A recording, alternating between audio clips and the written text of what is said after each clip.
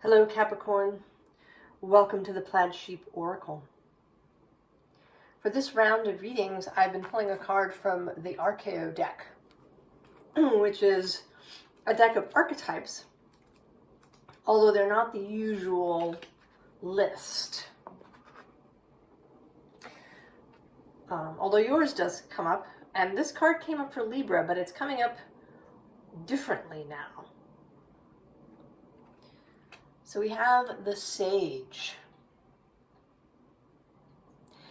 And in Libra's card, this monkey had a message that they were trying to deliver, and Libra was studiously ignoring it.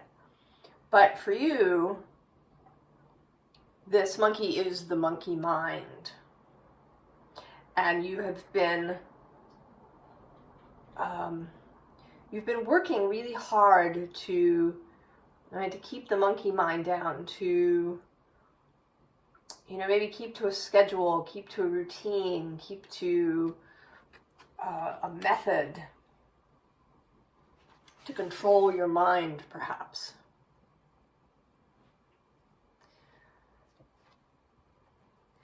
We start here with this Four of Aether. And I think you have a dream, you have a vision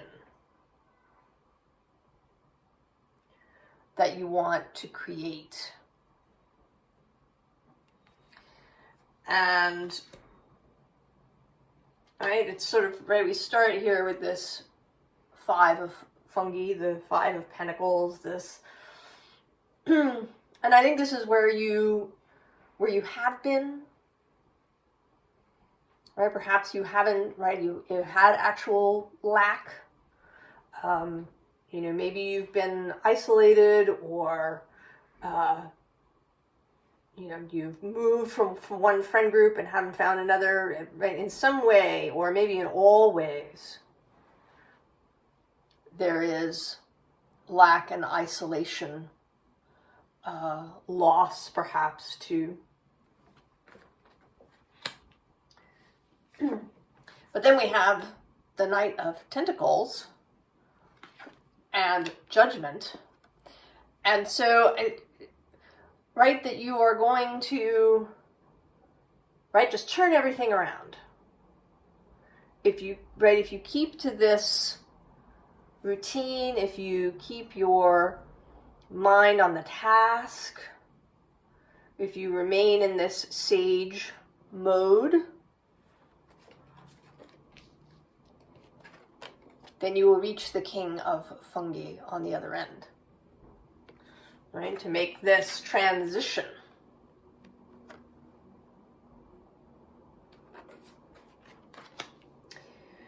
But under this Four of Aether is the Ten of Aether. All right, this Ten of Swords, finality, and it's interesting. In this card, this sort of flying tiger creature seems to be protecting the corpse from the vultures.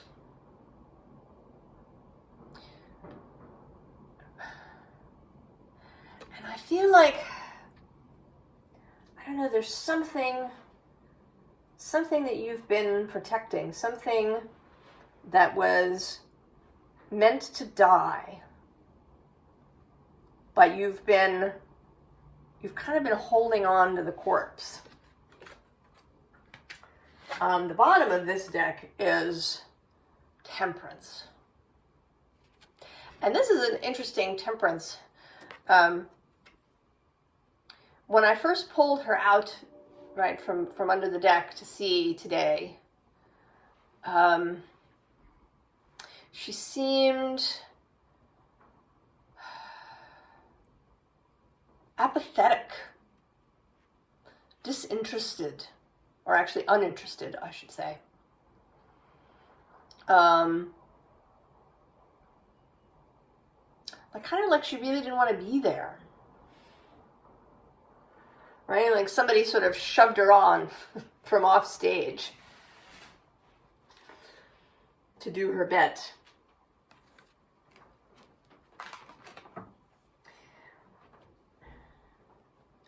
And I think that whatever you've been doing, whatever line you've been trying to hold, or line that you've been trying to toe, right? Because toe line is T-O-E, right? Keep your toes on the line.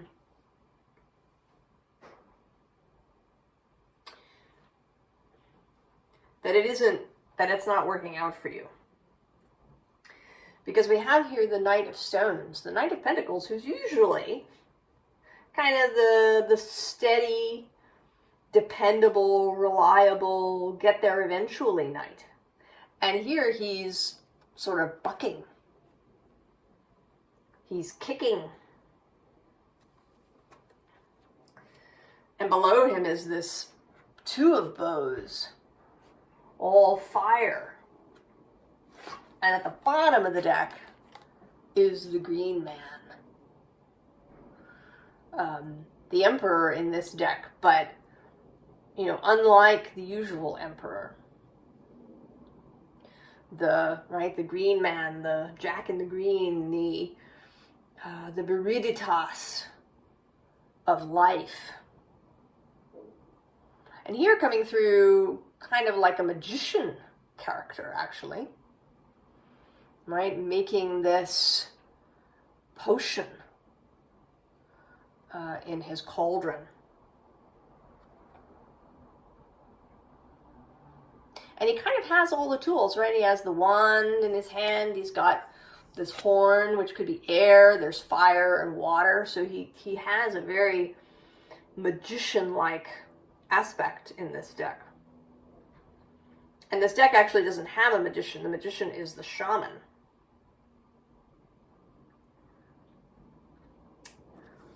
So there's something, some other thing, and here with the Ace of Arrows, Ace of Swords, there's something that's trying to come through, right? You've been doing the work, building the skills,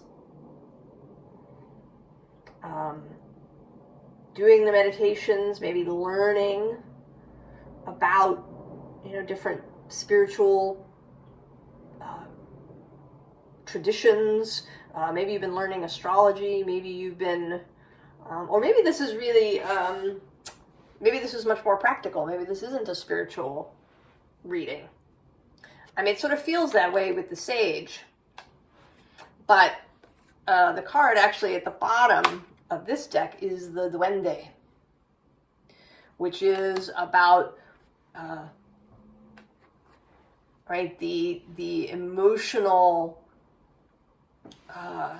effects and underpinnings of art and creativity. Right, it's often associated with flamenco. Right, the dancer reaches great heights and everybody leaps up and shouts "Ole, ole," because they feel the duende.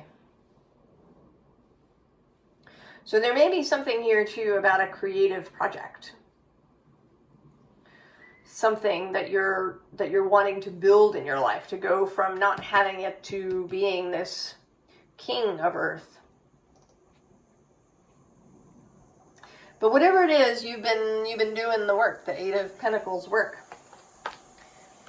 And here with this Nine of Vessels, the Nine of Cups, but it's kind of, right, this is like a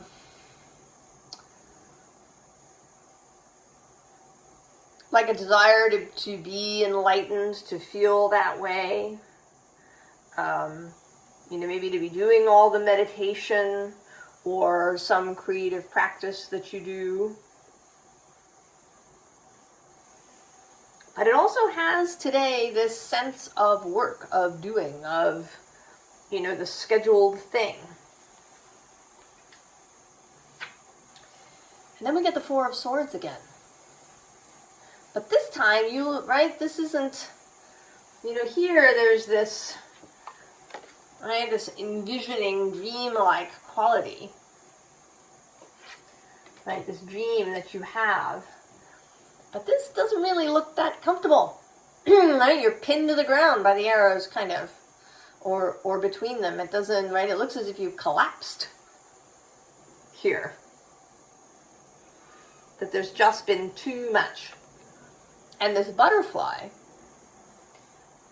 is wanting to get your attention.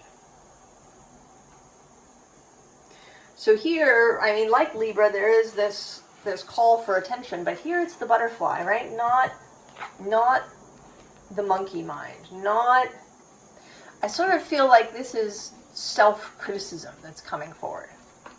That you aren't, being sage enough. That you're not doing enough. That you're not, that you're failing in some way. And you may not be, it may not be that explicit. You may not literally be saying that to yourself in your head. But it is, right, it's the underlying thing here.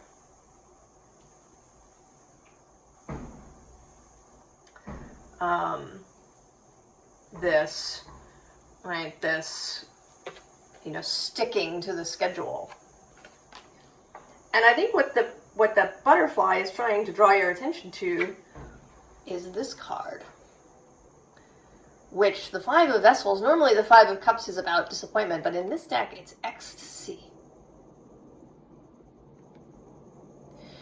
She did, right, she drew the pentacle and she did put the bowls at each point, so there was some preparation. But I think that it might have been really kind of spontaneous, that she didn't schedule this for herself. Right? You can't really schedule ecstasy. I mean, you can try, but I think there's some things that you can't schedule. And I know, right, that's a piece of advice that you get, especially if you have lots of stuff in your life and you tend to get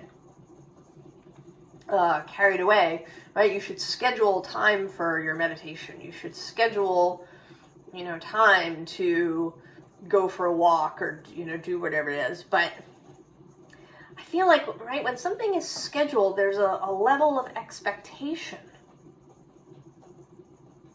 Like a couple who might, schedule sex.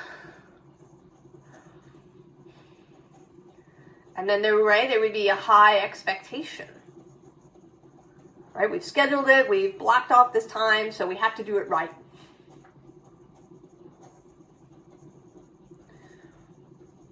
And I think that the butterfly here wants you to change gears.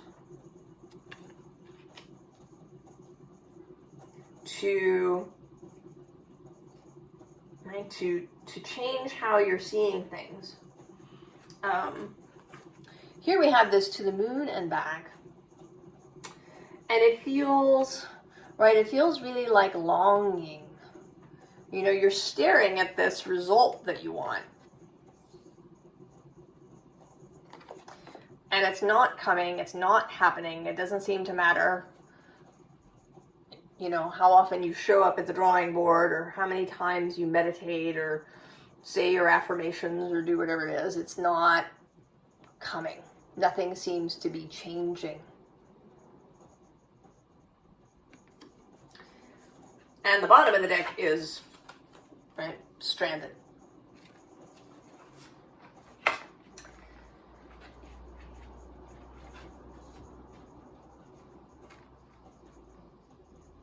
But there's this bird, right? It's along there with the butterfly, this bird. And the bird shows up here, too, in the Tiny Triumphs card. Right, as the messenger. And right below Tiny, and Tiny Triumphs isn't about small triumphs. It's about the small being triumphant. Right? That tiny triumphs. So that it's not necessarily about big gestures or about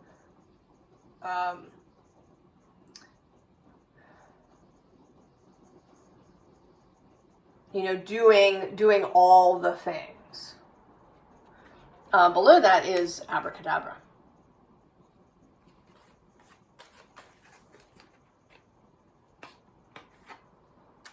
And then we have the bird again, bringing keys, right? Keys that are meant to release your heart from this cage that it's in, from this feeling of having to do the things in a very specific way, having to do all the things, all the work. Right, and here with Mermaid's Love, the bird reappears. And I want to say that here you are this dude in the top hat, kind of buttoned down, with your list, with your, you know, whole plan of how it's all supposed to work, with all the things that you're doing. And then your soul is showing up as this mermaid character. And here I am, right, I'm thinking of that, of the idea that Capricorn was once the sea goat. Goat on the front half, mermaid tail, fish tail on the other. So the integrating this, I think you've been very much the goat half, this dude in the top hat, doing all the things. And you know, Venus spent 4 months in Leo, really soaking in that exuberant, sun-filled, childlike, wonder-filled Leo energy. And then she moved on, and now she's in Capricorn. She is delivering this message to Capricorn, this message of, right, of ecstasy. And then we also have the butterfly garden, right? The butterfly here repeating birds and butterflies. And here, you know, literally sitting on your head, wanting you to notice it, to see it, to feel uplifted. Not for any end. To feel uplifted not because it's going to get you somewhere, but to do so because that is your true nature.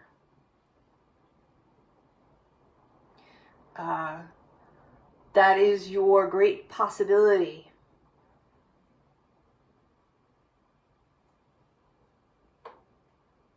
That is, right, that is here in the now. You know, never mind what might be accomplished. It's just to, right, to know your own butterfly, mermaid, bird nature. To feel uplifted just because. Just because.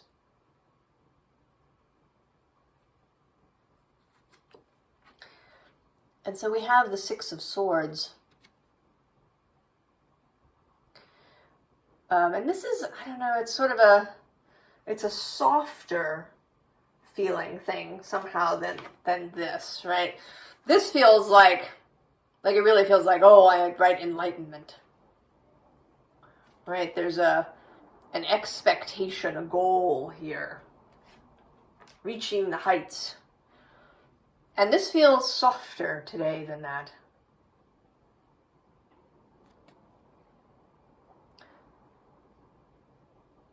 Like he just sort of came out here just to sit in the silence for a while. Not because it was on his schedule, but just because. And with the Three of Swords under that, I feel like there is something,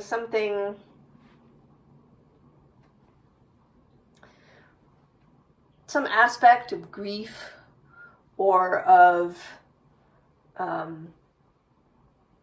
ways that we pin our heart to the wall that has been underneath all of this working, doing all the things. The bottom of this deck, I pulled the first card right on the bottom, and it's the Ace of Cups, and then I thought, well, what's next? And it's the Star. So this Eight of Cups, particularly in this deck, because we can see, right, what's here on the horizon, it has more of a sense of going toward. I mean, yes, we're leaving these cups behind, but what's really got our attention is what we're moving toward, right? And it's this Star who today is coming through as this self.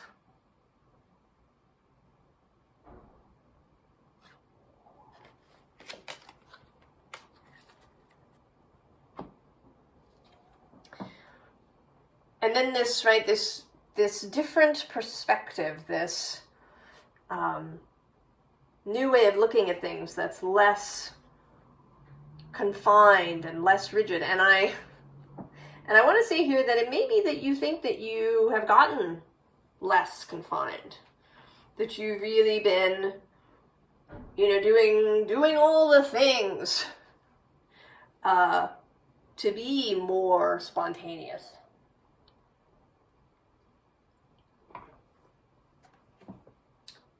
It is the Knight of Pentacles that comes out here, the Knight of Cups, coming out in your dream sequence, rather than the Knight of Pentacles, or, maybe the Knight of Swords,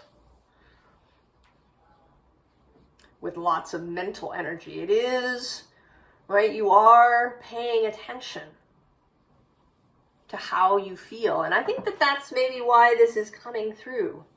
I think that you actually, that one of the things this wants to say is that you don't have very far to go.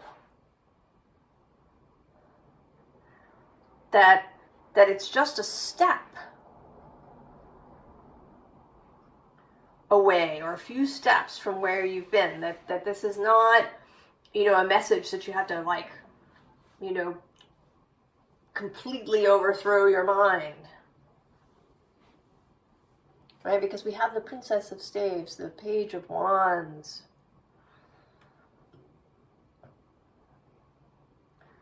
Right? Newness, new inspiration, exuberance.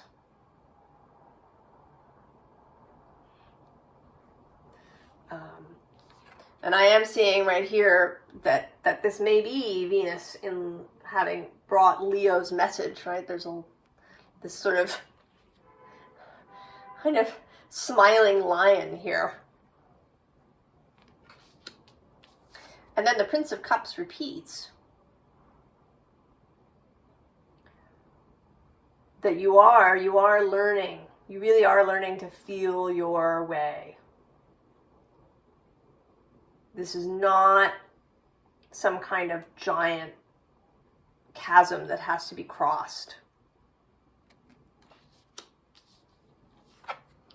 And then the Emperor. And this particular Emperor, who has a very, right, he's got kind of a King of Pentacles, or, also the Green Man, or, Cernunnos, look to him. He's not, You know, sometimes in some card decks, the Emperor shows up as a guy in a three-piece suit. Or someone, you know, covered in armor, or with a crown of gold. And that isn't really, right, what's showing up here. This is a very earthy, I kind of want to use the word casual, right? I feel like he's somebody who wouldn't have a whole lot of protocol in his court. You know, there might be some things, right? Some rules that get followed, but that he allows for a lot of spontaneity. And, right, there's also a sense of the King of Wands here coming through, right? That he would at any moment be ready to join the dance.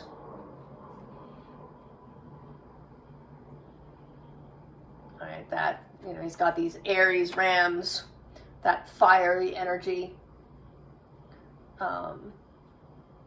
But they could also, you know, be mountain goats. I do associate the Emperor with Capricorn as well as with Aries. And these could be mountain goats.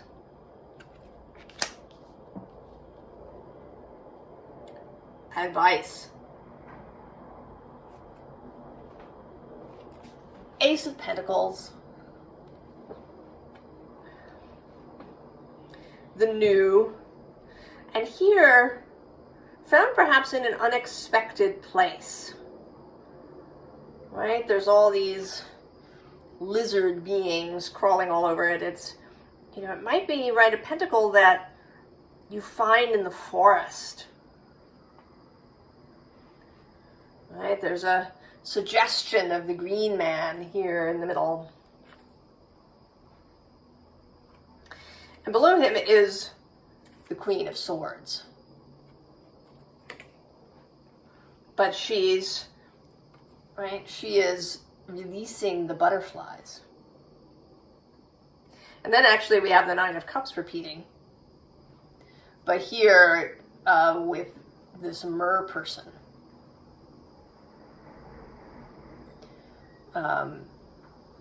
Right, this sea goat aspect of yourself. The bottom of the deck is the Chariot. Cancer coming through from across the way, encouraging you to keep following your feelings, Capricorn. I mean, again, this doesn't mean, right, that you're, you know, suddenly going to turn into Cancer, but that you really allow this energy fully. That you don't, right, that you release the need to, you know, meet some expectation or, you know, reach a goal in a particular way, or if this is spiritual, right, find enlightenment before anything else happens. Right, that you have to follow some set list of things. And it may be that that's comforting, and it certainly can be, right, to be given a list of things. Here, do these, right? You've got this 7-line checkpoint thing, and when you're done with all of these, you will be enlightened. Or you will have what you want. And that feels comforting. But I think that it's not really how you, certainly not how your soul really wants to move through this life. That you're so capable and so responsible, and that you don't have to give these things up, but that you can be you know, also more spontaneous, more free-flowing, less prescripted. And so we have the Ten of Swords repeating. And here in this, right, this kind of almost exuberant way, right, that red energy sort of leading you, Right, but all the birds there with you. That there is something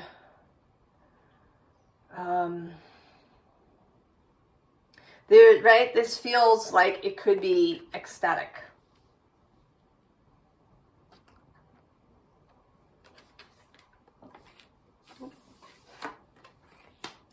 So then we have these two cards.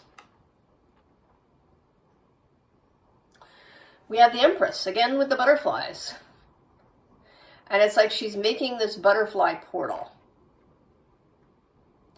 And here on this side, you're kind of seeing it in a darker light, right? More like a, right? There's a kind of storm aspect. And this light of hers is trying to make itself seen here at the center.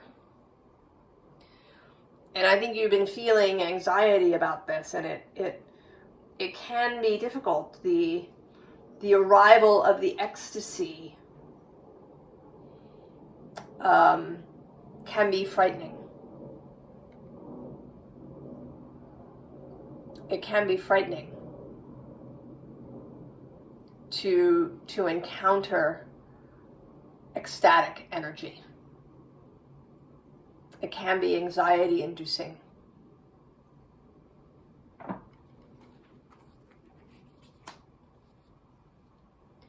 But that, right, that what you may be feeling, what may be causing anxiety is this, right, this Venus Empress energy trying to make itself felt.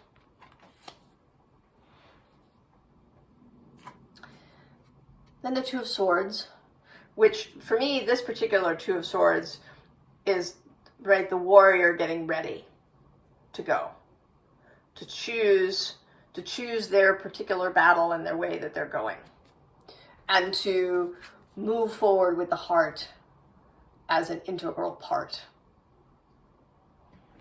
All right, you have the mind, you have the logic, you have the systems that may feel really good to you, but there's also this heart space. And at the very end is the Ten of Cups. So we go through this, right, from the Ten of Swords into the Ten of Cups. The way that ecstasy may change. That initially it may feel like swords, right? Sharp, dangerous, uncomfortable. But that it will transmute itself. It will, when you will gain capacity, and then it will begin to feel like the Ten of Cups.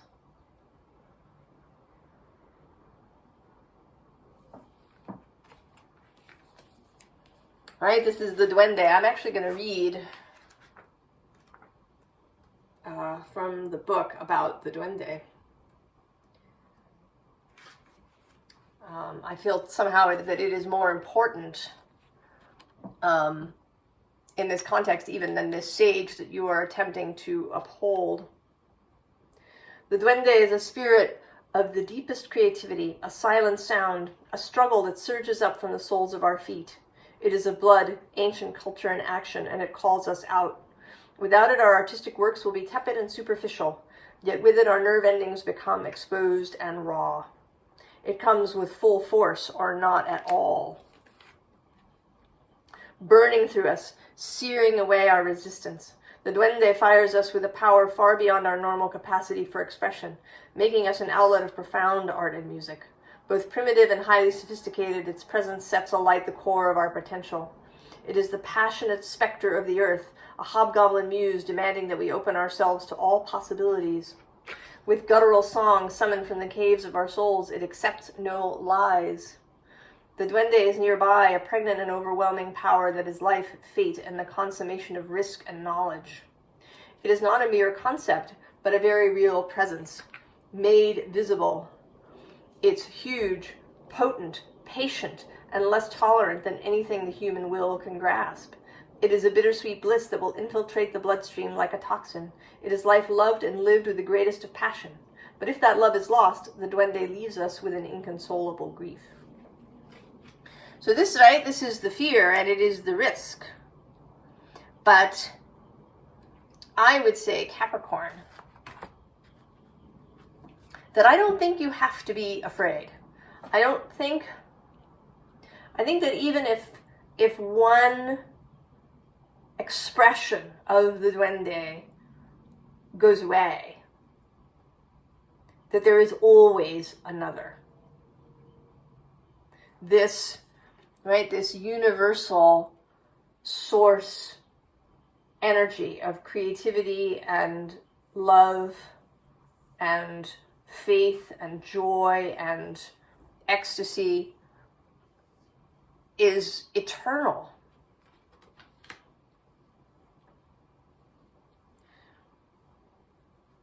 And that all, right, what it asks of you is your willingness to allow it and your willingness to be more spontaneous, more open to different ways of things going on, right? Open to the idea that you don't have to, right, check all the boxes.